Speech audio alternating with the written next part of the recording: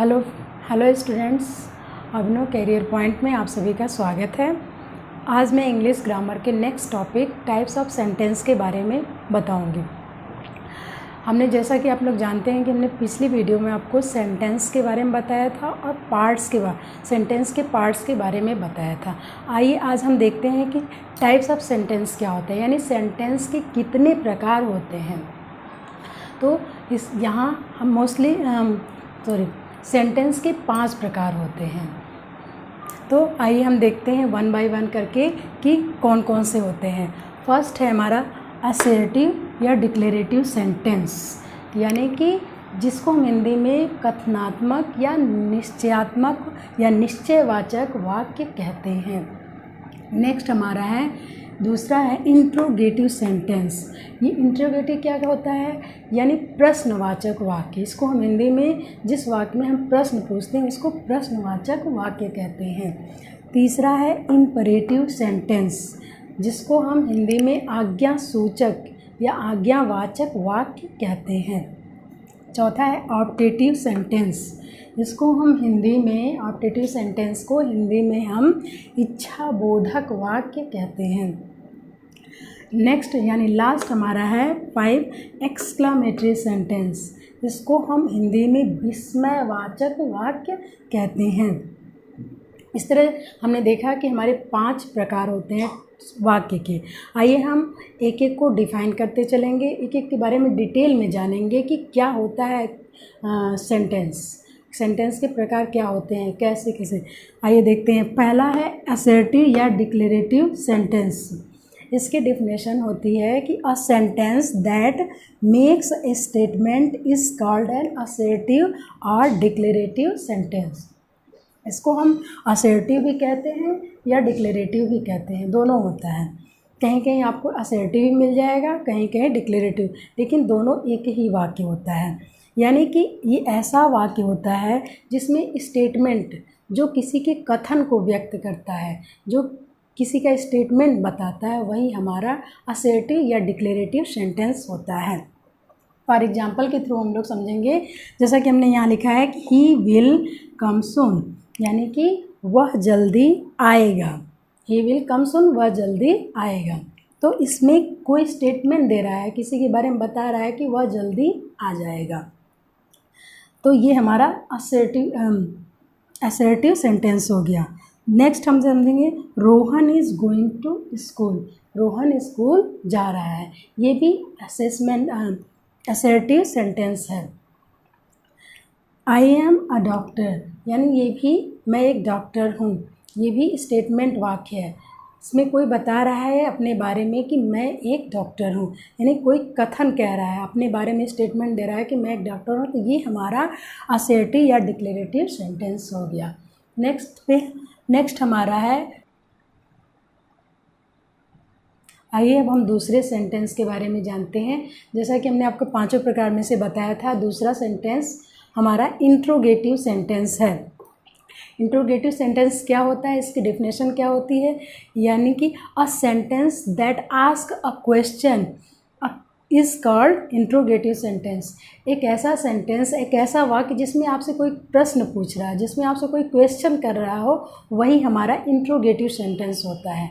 और उसमें हमेशा लास्ट में क्वेश्चन मार्क लगता है, it ends with question mark.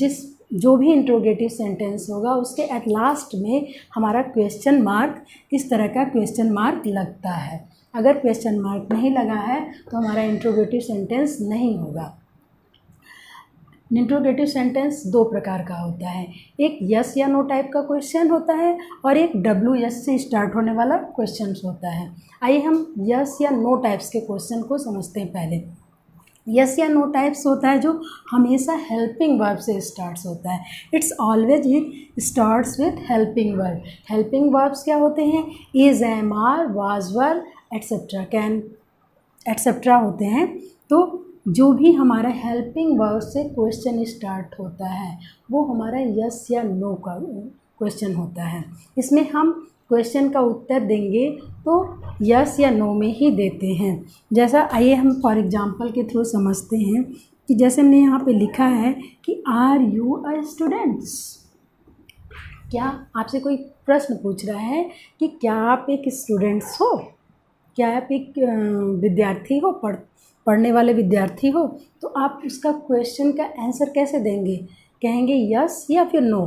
तो इसमें इसको हम यस या नो टाइप का क्वेश्चन करते हैं। तो आप जब भी आंसर इसका दोगे तो इस तरह का आंसर दोगे यस, या फिर यस का दोगे उतने में ही सारा क्लियर हो जाएगा, या फिर इसको पूरा कहेंगे यस, यस के बाद कॉमा लगाएंगे आई एम ए स्टूडेंट्स, या फिर no I am a not students. Next example, is it clear, ये भी हमारा यस या नो टाइप का क्वेश्चन है। अगर आपका यह इज़ इट क्लियर, क्या यह आपको क्लियर है, आपको पूरा स्पष्ट है, तो आप इसका उत्तर यस में भी दे सकते हैं, नो में भी दे सकते हैं। तो इसका उत्तर हो जाएगा यस या फिर no, no it's not clear, या फिर यस इट क्लियर। नेक्स्ट हम WH टाइप के क्वेश्चन पे चलते हैं। WH का मतलब होता है कि जो भी क्वेश्चन वर्ड्स होते हैं वो WH से शुरू होते हैं। इसमें देखिए WH, हु, व्हाट, सारे इसमें वर्ड जो होते हैं स्टार्ट होते हैं WH से, इसलिए इसको WH टाइप का क्वेश्चन कहते हैं। तो ये हमेशा स्टार्ट होता है WH से। तो हु विल हेल्प यू, ये एक सेंटेंस है, हु विल हेल्प यू, यानी कि आपकी मदद कौन करेगा, कौन आपकी मदद करेगा। तो इसको ये लास्ट में हम क्वेश्चन मार्क लगा देंगे, ये हमारा WH टाइप का क्वेश्चन होता है। नेक्स्ट एग्जाम्पल द्वारा हम समझेंगे व्हाट डू यू वांट, आप क्या चाहते हो, तो ये भी हमारा WH टाइप का क्वेश्चन हो गया। ओके, अब इट्स क्लियर। अब हम थर्ड पे चलते हैं। नेक्स्ट अब हम तीसरे टाइप्स पे चलते हैं। हमने 2 टाइप्स आपको बताया, पहला असर्टिव, दूसरा इंट्रोगेटिव। अब हम तीसरे टाइप्स ऑफ सेंटेंस पे चलते हैं जिसका नेम है इम्परेटिव सेंटेंस। जैसा कि हमने पहले ही 5 टाइप्स बता दिए थे, मेंशन किए थे आपको। तो तीसरा हमारा है इम्परेटिव सेंटेंस। इसको हम हिंदी में कहते हैं कि आज्ञा सूचक या आज्ञावाचक वाक्य, जिसमें हम किसी को आज्ञा देते हैं, वो हमारे जिसमें कमांड या आज्ञा होती है, वो हमारा आज्ञा सूचक या इम्परेटिव सेंटेंस कहते हैं उसको। आइए हम इंग्लिश में इसके डेफिनेशन समझ लेते हैं। A sentence that expresses an order, request, command और advice is called imperative sentence. यानी कि एक सेंटेंस यानी कि एक ऐसा वाक्य जिसमें कि आज्ञा हो, ऑर्डर दिया हो, किसी से रिक्वेस्ट कर रहे हैं उसको, या फिर किसी को एडवाइस सलाह दे रहे हों, उसको हम इम्परेटिव सेंटेंस कहते हैं। फॉर एग्जांपल के थ्रू हम लोग समझेंगे कि इम्परेटिव सेंटेंस में कैसा सेंटेंस होता है, किस तरह के सेंटेंस इसके बनते हैं। जैसा कि यहाँ लिखा हुआ पहला, प्लीज़ हेल्प मी, ये कैसा है, इसमें रिक्वेस्ट कर रहा है कोई आपसे, कोई कह रहा है प्लीज़ हेल्प मी, कृपया मेरी मदद करिए। इसमें आपका रिक्वेस्ट हो रहा है कि प्लीज़ लगा हुआ है, हेल्प मी। और ऐसे इम्परेटिव सेंटेंस में हमेशा यू अंडरस्टूड होता है।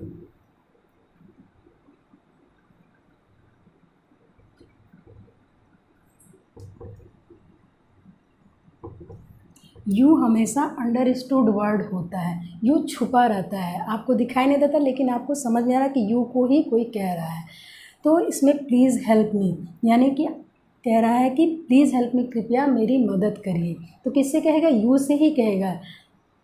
फिर आइए देखते हैं नेक्स्ट सेंटेंस क्या है, bring a glass of water, यानी कि कोई आपसे ऑर्डर कह रहा है, ऑर्डर दे रहा है आपको कि आप मेरे लिए एक गिलास पानी लाओ।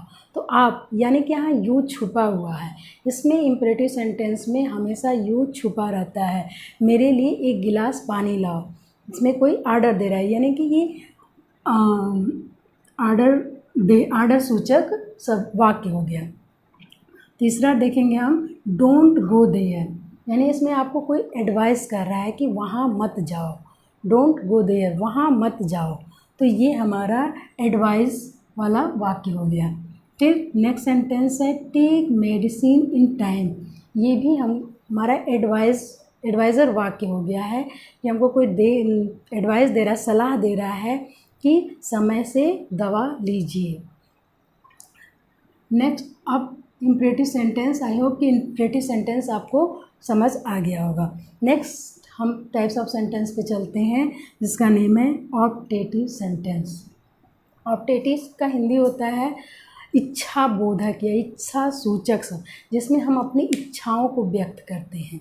जैसे हम डेफिनेशन यहाँ देखेंगे, a sentence that express some curse, blessing, prayers और wish is called optative sentence. यानी कि एक ऐसा वाक्य जिसमें हम किसी को आशीर्वाद देते हैं, श्राप देते हैं, प्रार्थना करते हैं या फिर अपनी इच्छा को व्यक्त करते हैं, वो हमारा ऑप्टेटिव सेंटेंस होता है। फॉर एग्जांपल के थ्रू हम लोग समझेंगे कि क्या होता है, कैसे इम्परेटिव सेंटेंस बनाया जाता है, कैसे लिखा जाता है, कैसे हम लोग उसको पहचानेंगे कि कौन सा हमारा इम्परेटिव सेंटेंस है।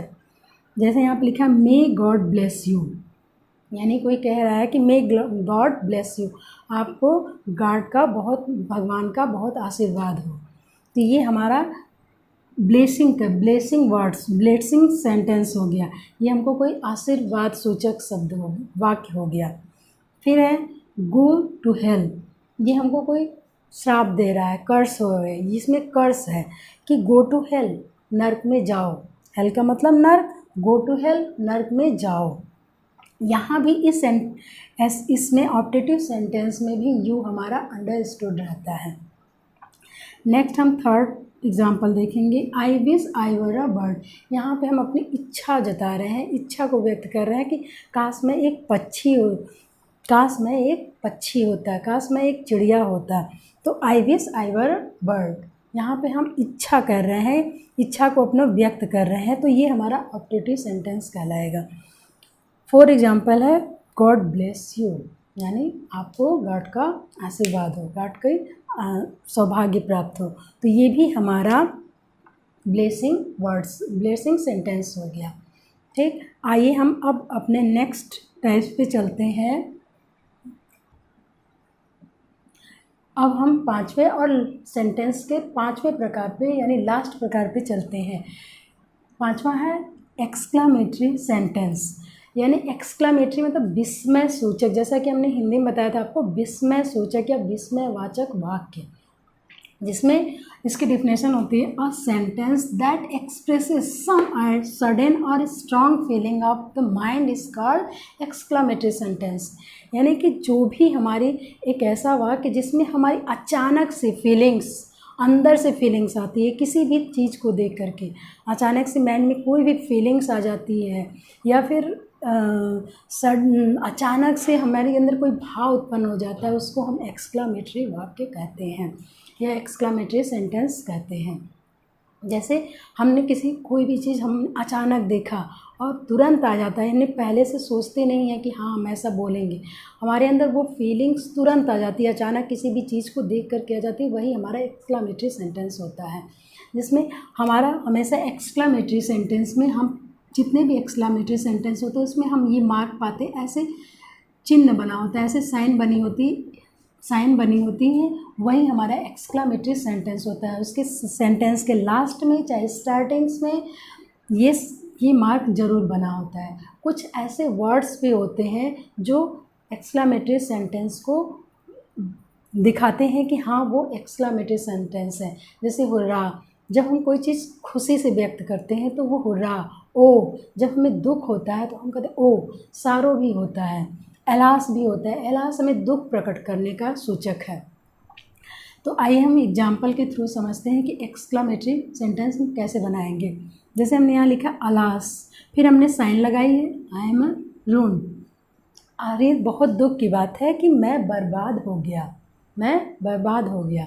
ये फीलिंग्स आ रही है उसके अंदर, बहुत दुखी हो गया, यानी कोई पर्सन्स है वो बहुत दुखी हो गया कि उसका सब कुछ बर्बाद हो गया, तो उसके मुंह से अचानक निकलेगा, तो इसी को हम स्ट्रॉन्ग फीलिंग्स कहते हैं।